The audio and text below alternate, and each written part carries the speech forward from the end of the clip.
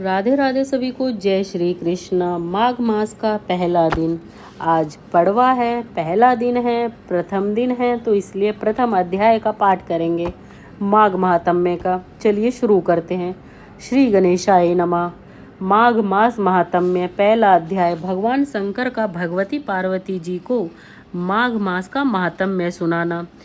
दोहा। श्री शिवा शिव शारदा गुर गंग को ध्याए, माघ मास महात्म्य लिखूं भाषा मही बनाए। नैमिषारण्य तीर्थ पर इकट्ठे हुए 88,000 ऋषि प्रार्थना करते हुए सूत जी से कहने लगे, हे सूत जी, आप प्राणियों का हित करने वाले तथा वेद शास्त्र के धर्म को मानने वाले हैं। अब आप भोगों और मोक्ष को प्रदान करने वाले माघ मास के महात्म्य का वर्णन करते हुए हमारे संदेह का नाश कीजिए। ऋषियों, यह नर्मता युक्त वचन सुनकर सूत जी कहने लगे, हे मुनीश्वरों, आप लोग धन्य हैं जो भगवान आनंद कंद मुरली मनोहर की भक्ति में तत्पर रहकर सदैव उनके गुणानुवाद सुनने की इच्छा रखते हो। हे मुनीश्वरों, अब मैं आपके सामने उस माघ महात्म्य का वर्णन करूंगा जिस पुण्य के प्रताप से स्त्री पुरुष समस्त पापों से मुक्त हो जाते हैं। इसी महात्म्य को इससे पहले भगवान शंकर ने भगवती पार्वती जी को सुनाया था। इसे ध्यान से सुनो। एक समय कैलाश पर्वत पर स्थित संसार का मंगल करने वाले भगवान शंकर के चरण कमलों में प्रीतिपूर्वक सिर नवाकर नम्रता से उनसे श्री पार्वती जी पूछने लगी, हे नाथ, यद्यपि मैं आपसे नाना प्रकार के धर्म कर्म सुन चुकी हूँ, फिर भी इस समय मेरी माघ महात्म्य सुनने की प्रबल इच्छा है। सो आप उसको प्रयागराज के महात्म्य सहित वर्णन करने की कृपा करें। भगवती के इस प्रकार के वचन सुनकर शंकर जी बोले, हे प्रिय, अब मैं आपके सामने तीर्थराज प्रयागराज के महात्म्य सहित माघ महात्म्य का विवरण विधान से वर्णन करता हूँ, सो सुनो। एक समय समस्त राजाओं में श्रेष्ठ राजा दिलीप अपने अनुचरों को साथ लेकर बख्तर और धनुष बाण धारण कर आखेट के लिए वन की ओर चल पड़े। वहां जाकर राजा मृगों का शिकार करता हुआ सेना सहित वन के मध्य में विचरने लगा। उस समय वन स्थली में और उद्भ्रांत होते हुए उड़ उड़कर वृक्षों पर बैठे रहते थे। हिरणों के समूह घबराए हुए इधर उधर को दौड़ रहे थे और उनके बच्चे भय से प्लावित होकर चारों तरफ भाग रहे थे।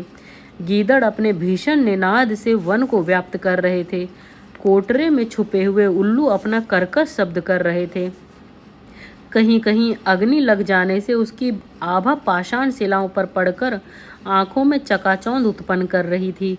कहीं बाणों से आहत होकर भागते हुए मृगों के खून से पृथ्वी रक्त रंजित हो रही थी। हे भवानी, इसी समय एक सुंदर मृग कोलाहल करता हुआ ज्यों ही उस वन से निकलकर लंबी लंबी चौकड़ी भरता हुआ एक ओर को भागा, त्यों ही राजा धनुष पर बाण चढ़ाए उसके पीछे पीछे चल दिए।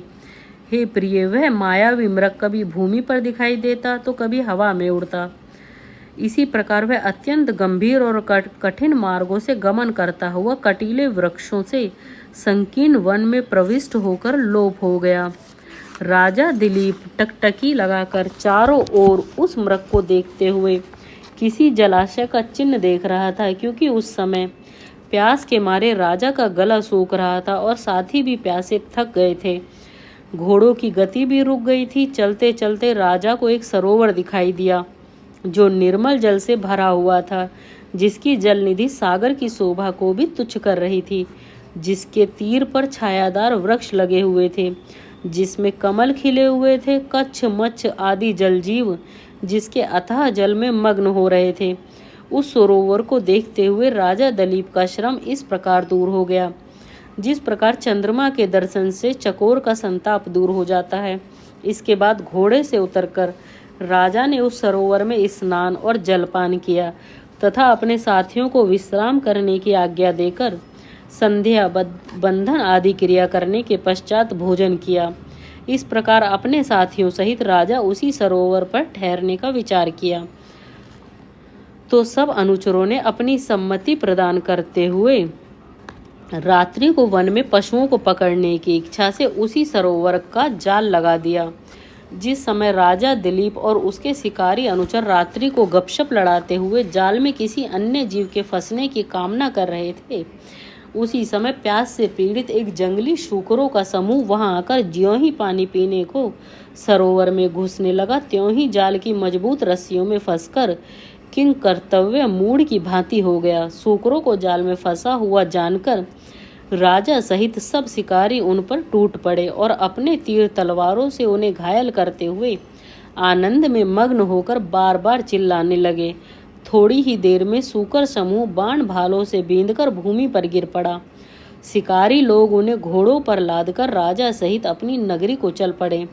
इसी प्रकार मरे शूकरों को लादे हुए राजा दिलीप अनुचरों सहित गमन कर रहे थे कि सरोवर से थोड़ी दूर मार्ग में उन्हें एक तपस्वी ब्राह्मण मिला, जिसके मुखमंडल से तेज टपक रहा था। वह वल्कल वस्त्र और जटाजूट धारण किए हुए साक्षात शिव मूर्ति सा दिखाई दे रहा था। हे प्रिय, इस तरह उस बूढ़े तपस्वी और तेजस्वी ब्राह्मण को देखकर राजा अवाक रह गया और संभ्रम पूर्वक उसे मार्ग दे हाथ जोड़कर खड़ा रह गया। तब उस तपस्वी ने परोपकार की भावना को लेकर राजा दिलीप से कहा, हे राजन, कहाँ तो यह माघ मास का पवित्र महीना और सुबह का पुण्यकाल, और कहाँ आपका इस तरह जीवों का संहार करते हुए घर को लौटना बड़े ही खेद की बात है। अगर तुम जैसे राजा ही मांस मदिरा का सेवन करेंगे तो इस संसार का क्या होगा।